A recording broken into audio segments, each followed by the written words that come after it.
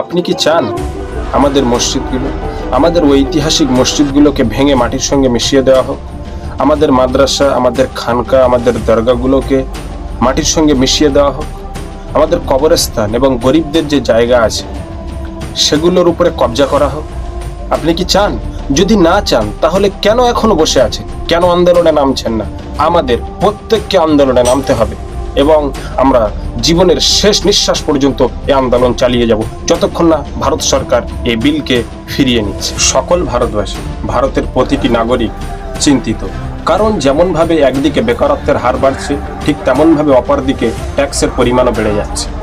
ভারতের মুসলিম সম্প্রদায় আতঙ্কিত, কারণ কখনো এনআরসি, কখনো সিডাবলএ, কখনো এনআরপি, আবার কখনো ট্রিপল তালাক এমন বিল পাস হচ্ছে। আবার এই 2025 সালে নতুন ওয়াকফ অ্যামেন্ডমেন্ট বিল এসছে, যেটি মুসলিমদের জন্য কত বিপজ্জনক যেটা কল্পনারই নামান্তর। এটা অনেক মুসলিম ভাই বুঝতে পারছে যে এটা মুসলমানদের জন্য কতটা বিপজ্জনক। যদি এক কথায় বলতে চাই যে এ বিল কতটা বিপজ্জনক, তো আমি বলবো মুসলিম সম্প্রদায়ের, ভারতের মুসলিম সম্প্রদায়ের ভবিষ্যৎকে ধ্বংস করতে এই বিল আনা হয়েছে।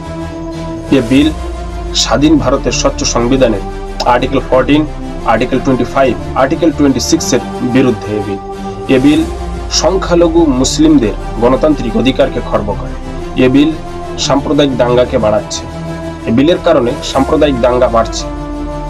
এ বিল মুসলিমদের ধর্মীয় অধিকারের উপর হস্তক্ষেপ করছে। মুসলিমদের সম্পত্তিকে ছিনিয়ে নেওয়ার চেষ্টা করা হচ্ছে। এ বিল মুসলিমদের এ বিলের কারণে মুসলিমদের অর্থনৈতিক ক্ষতি হওয়ার চেষ্টা চালানো হচ্ছে। এ বিলের দ্বারা সম্পত্তিকে বাজেয়াপ্ত করার চেষ্টা করা হচ্ছে। এ ওয়াকফ বিল ওয়াকফ বোর্ডের স্বায়ত্ত শাসন ব্যবস্থাকে হ্রাস করে। ওয়াকফ হলো আল্লাহর জন্য দান করা মুসলিমদের ধর্মীয় সম্পদ, যার মধ্যে রয়েছে শতাব্দী প্রাচীন মসজিদ, মাদ্রাসা, কবরস্থান, যা মুসলিম সম্প্রদায়ের ইতিহাস ও সংস্কৃতির অংশ, যার পরিমাণ প্রায় ভারতে 10 লক্ষ একর জমি। এই সম্পদ সমাজের জনকল্যাণ এবং শিক্ষা, স্বাস্থ্য ও দরিদ্র বিমোচনে গুরুত্বপূর্ণ ভূমিকা পালন করে। এই 2025 সালে ভারত সরকার যে ওয়াকফ বিল এনেছে তার সংক্ষেপে নাম দিয়েছে উম্মি। তো ভারত সরকারের জন্য মুসলমানদের ওয়াকফ সম্পত্তিকে ছিনিয়ে নেওয়ার জন্য উম্মিদ হতে পারে।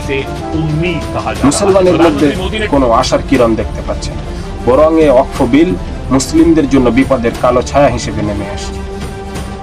এই বিল শুধু মুসলিমদের জন্য বিপদ নয়, সমস্ত সংখ্যালঘু মানুষের জন্য বিপদ। এটি স্বাধীন ভারতের স্বচ্ছ সংবিধানের আর্টিকেল 14, আর্টিকেল 25, আর্টিকেল 26 এর বিরুদ্ধে এ বিল। এ কথা ব্যারিস্টার আসাদুদ্দিন ওয়াইসি পার্লামেন্টে দাঁড়িয়েও বলেছেন। श्री असाउद्दीन ओवैसी, बहुत शुक्रिया सर। सर, मैं ये वक्फ तरमीमी बिल की मुखालिफत पे खड़ा हुआ हूँ। सर, ये वक्फ तरमीमी बिल भारत के गयूर मुसलमानों के ईमान पर, इबादत पर एक हमला है। नरेंद्र मोदी की हुकूमत ने इस मुल्क की सबसे बड़ी अक़लियत के खिलाफ एक ऐलान जंग कर दिया, और ये जंग सिर्फ ना सिर्फ मेरे जिस्म पर है, बल्कि मेरी आज़ादी पर, मेरी समाजी और माशी मार्जिनलाइजेशन पर है, मेरी शहरियत पर है, मेरे मदरसे, मस्जिदों, खानखाओं और दरगाहों को निशाना बनाया जा रहा है। और ये हुकूमत सच्चाई को नहीं बयान कर रही है कि ये तरमीमी बिल से मुसलमानों का तहफ़्फ़ुज़, तरक्की और गुर्बत का खात्मा होगा। ये सरासर झूठ है। सर, अगर आप आइन के आर्टिकल 14 को देखेंगे तो उसमें लिखा हुआ है इक्वल प्रोटेक्शन।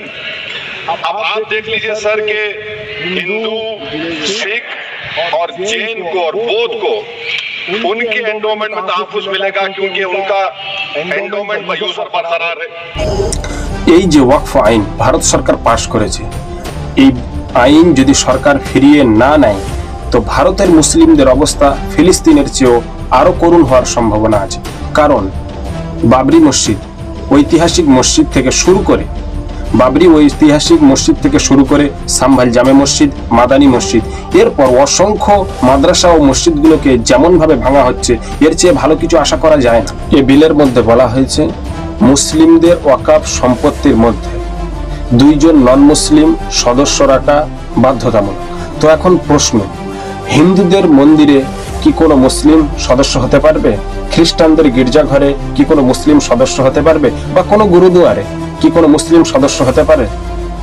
যদি না পারে, তাহলে মুসলিমদের ধর্মীয় মসজিদ মাদ্রাসা পরিচালনা কমিটির মধ্যে ওয়াকফ সম্পত্তির মধ্যে কেন নন মুসলিম সদস্য হবে? দ্বিতীয়ত, কোন মুসলিম যদি হিন্দু ধর্ম গ্রহণ করে বা কোনো ধর্ম গ্রহণ করে আর সেই ধর্মের জন্য যদি ডোনেট করে, তো সেটা অ্যাকসেপ্ট করা হবে। কিন্তু কোন নন মুসলিম যদি ইসলাম ধর্ম গ্রহণ করে আর সে যদি ইসলামের জন্য, আল্লাহর জন্য দান করতে চায়, তো সেটা তার জন্য 5 বছর অপেক্ষা করতে হবে। কিন্তু কেন 5 বছর অপেক্ষা করবে? সে অন্য ধর্মের জন্য যদি সে দান করে, সেটা কবুল করা হবে, অ্যাকসেপ্ট করা হবে। আর ইসলামের জন্য, আল্লাহর জন্য দান করতে গেলে তাকে 5 বছর কেন অপেক্ষা করে থাকতে হবে? তো আমরা ওয়াকফ বিলকে রুখতে প্রতিটি মুসলিম যে আল্লাহ এবং রসুলের উপর ঈমান এনেছে, প্রত্যেকের গুরু দায়িত্ব হলো আমাদেরকে আন্দোলন করা, মাঠে নামা, গণতান্ত্রিক প্রক্রিয়ায় আন্দোলন চালিয়ে যাওয়া। আর এই আন্দোলন শুধু আমাদের ওয়াকফ বিল নয়, বরং ভারতের সংবিধানকে সঠিকভাবে লাগু করার জন্য এই আন্দোলন আমরা চালিয়ে যাব এবং ততক্ষণ পর্যন্ত চালিয়ে যাব যতক্ষণ না ভারত সরকার এ বিল ফিরিয়ে নিচ্ছে। চাই আমাদের প্রাণ, আমাদের শেষ নিঃশ্বাস আন্দোলনে মাঠে চলে যাক না কেন, আমরা এই আন্দোলন চালিয়ে যাব এবং এই ওয়াকফ বিলকে ভারত সরকারকে ফিরিয়ে নিতেই হবে। এজন্য কলকাতায় জনসমাবেশ ডাকা হয়েছে, সেখানে আমরা সকলেই উপস্থিত হব এবং এই ভিডিওকে প্রতিটি মুসলিম ভাইয়ের কাছে পাঠাবো, যেন আমরা সকলেই একত্রে হতে পারি এবং এই আন্দোলন চালিয়ে যেতে পারি।